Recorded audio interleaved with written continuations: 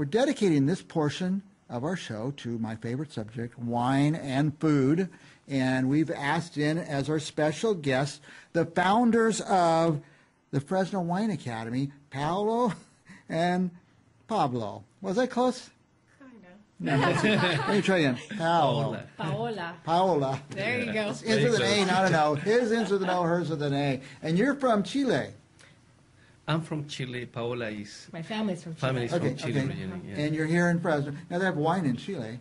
Yeah, it's a lot of wine. And actually, I will say I'm a sort of a boomerang because I've been in the U.S. 20 years. I live in Fresno for 7 or so years, and then I moved to the coast in San Francisco, and then I'm back a year ago. Back to Fresno. Well, we're glad you're back because we need something. You told me a little bit about what the Fresno Wine Academy is, and I said, I want that.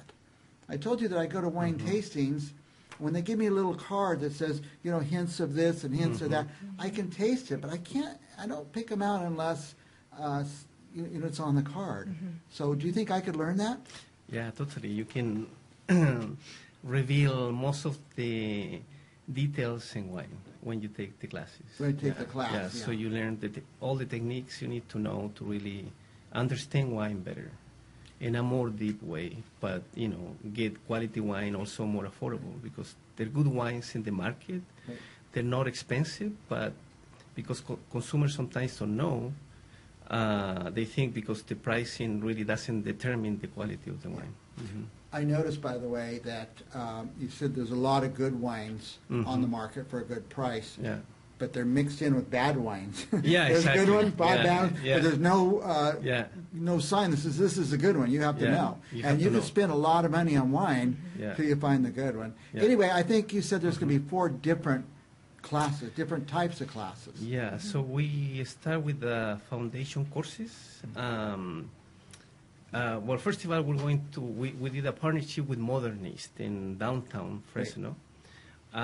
We will be hosting classes there once a month to start with, and then we'll be showcasing the foundation level, which is 4 main courses. And those are viticulture for beginners or wine aficionados, wine making, tasting wine like a professional. So we give all the tools how to, you know, understand the aromatic nuances, how they come into wine, you know, what you're saying, where the fruits come from, or herbs or spices, and then wine food pairing techniques. So these 4, we call it foundational courses because they give you the foundation you need to have to go and explore the world of wine. Right. Yeah. Does somebody need to take all 4, or can they just pick one? It's recommended to start with the beginning, viticulture, but you can also taste, you know, the sensory class. It's more recommended to start from the beginning because wine really starts in the vineyards, so you can understand the whole process from the viticultural aspect to it. Like today, there is a lot of things happening in the wine industry. Their concept, and if you go wine tasting, for example, to the countries, you know, wine countries, they tell you, oh, the vineyards are organic, biodynamic, sustainable. What is that? What it means, you know? So we want to, you know, teach our audience what are those concepts are and how they influence eventually the winemaking practices. Okay. Now, wine grapes need some hot days and some cold days. And what happened this year? We had all hot days, for example, in Fresno. Will that affect the oh yeah, I mean the grape growing is really connected to climatic conditions. So now we know that global warming is raising the degrees in some part of the world, in California as well. So with that, there are new fundings, you know, new areas where they're find for different grape varieties. Like for example, if you think Pinot Noirs, they don't grow in warmer areas. They need to be close to the cold because it's a delicate variety. So when you think about Pinot Noir, you think Mendocino, Sonoma Coast, Russian River, Santa Cruz, the coastal part, Monterey County and the coastal part, Santa Barbara. So Pinot Noir is concentrated in those cool areas because they need that type of climate. But then if you think about other varieties, like Rhone Valley varieties, like Syrah, Grenache, Mourvedre, we have, Paso Robles, where the temperature is higher, it's warmer, and then they do very well. We can learn this in the viticulture course. Yeah, you will learn that in more, yeah. And could we learn to guess what's going to be a good year for the wine based on the weather we observe? Yeah, that's more predominant in Europe, because in Europe, they don't irrigate. The regulations are more strict than in, let's say, in California. Yeah. So the weather have a different effect. When you harvest, if you can acidulate, or if you can add, use sugar or some other elements in the process. Rules. So the different regulations more strict. So vintage is more important in Europe.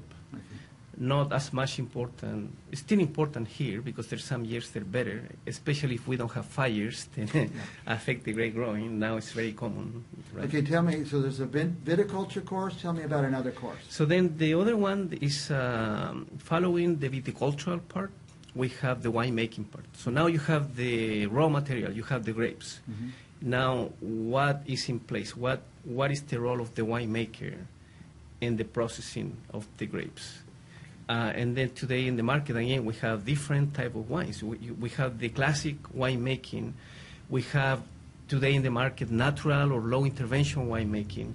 We have orange wines. We have pet nuts. We have different style of wines, and that's all part of the winemaking part. And then, so in that course, will we learn how to make wine, or we learn how wine is made? How wine is made, because it's not realistic to think. Because I see something the other day, orange was one of the choices. I said, I never heard of that. Yeah, orange wine is a winemaking technique that used to be used on the past, but a lot of things that were on the past are coming back now into winemaking practices. Okay.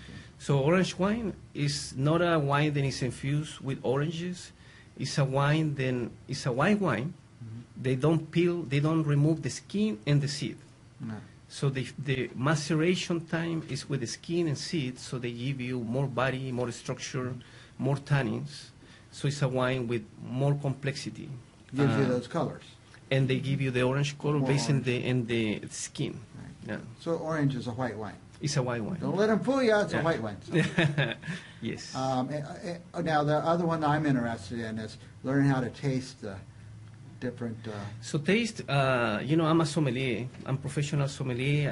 I have You're my first. The first time I finally met a sommelier. Yeah, so I'm a sommelier. I work in different restaurant settings and wineries and so forth, but I teach the technical approach of how you disseminate wine, how you really disconstruct wine, and to really understand primary, secondary, tertiary aromas in wine, so it's easy for the public now to understand wine. And you say we could learn that? Yeah, you learn that. Yeah, we won't be a sommelier, but we can start. But you will be able to apply those techniques, and and then with time, with more experience, as with friends and participating in tastings, going to the wine country, you will have that skill, so you can apply those, and then you become more expert.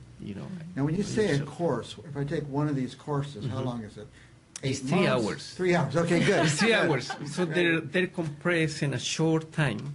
And you said during those 3 hours, we'll drink some wine. Yeah, all the courses. Maybe have some food. Yeah, you have wine, between 4 to 6 wines, and then you have lunch. We provide lunch too, because it's 3 hours span. So although it's very intensive, we need some break and time to decompress and it's going to be fun. We want to have fun too. It's going to be fun. Yeah. Now, what time of day will the courses be? The courses will be in the morning.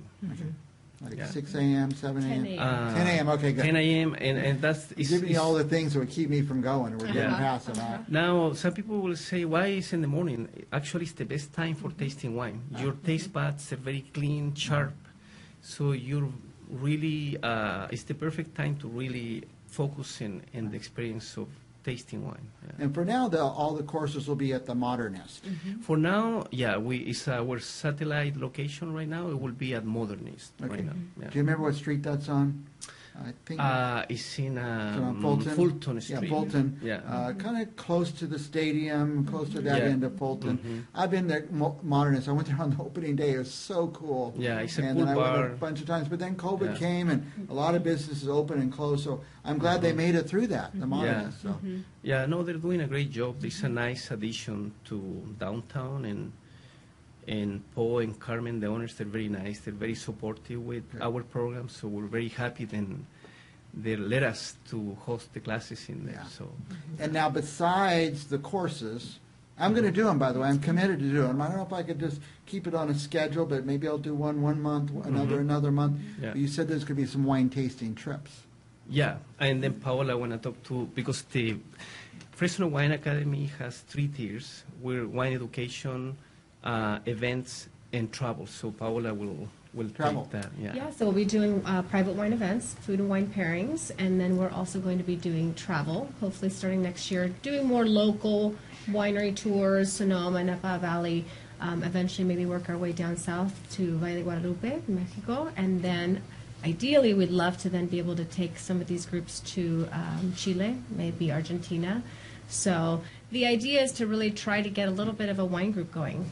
Kind of a cohort, people who want to come and attend the courses, then maybe want to attend some of these food and wine pairing events, and then potentially want to travel together. So, I want to be able to say I've been to the Fresno Wine Academy, another degree to hang on my wall. But I love to go on those trips. well, we That'd do be give so you a fun. certificate Oh, at the end of nice. your 4 courses. So. That's great.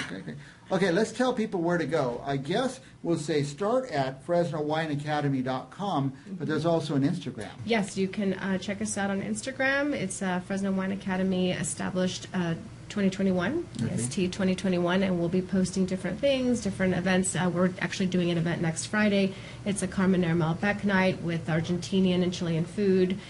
Pablo will be there talking a little bit about the pairing. So we'll be posting those different kinds of events there and different experiences we go to, whether it's symposiums or things like that. So.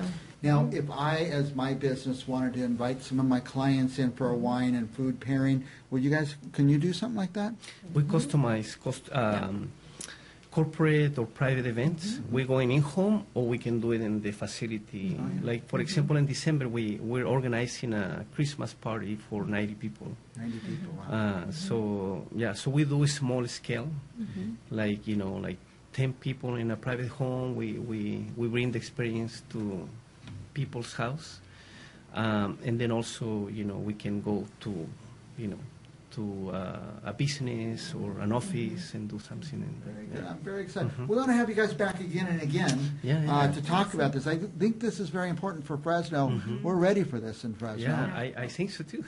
A lot of people love wine, and Yeah. a lot of people in Fresno are frustrated because of their own knowledge, and the restaurant waiters or the wine servers at restaurants sometimes don't know. So we're starting to become more sophisticated in Fresno. Yeah, I think and you can that's- help the workers yeah. at the restaurants. You can help the customers at the restaurants. Yeah. I think the consumer in Fresno, they really know about wine. I experienced that. I work in some local establishment here, and I see the consumer here is very well educated. Maybe it's not matching the quality of the service we have right now in the Valley. So as a school, as an academy, we have, we will be focusing that. We will have a 6-hour workshop focusing servers, managers, That'd be great. focusing on really how to, serve wine, the business of wine, how you can increase your bottom line of profit, working with wine and so forth. So yeah, we have an intensive, then we'll be promoting soon.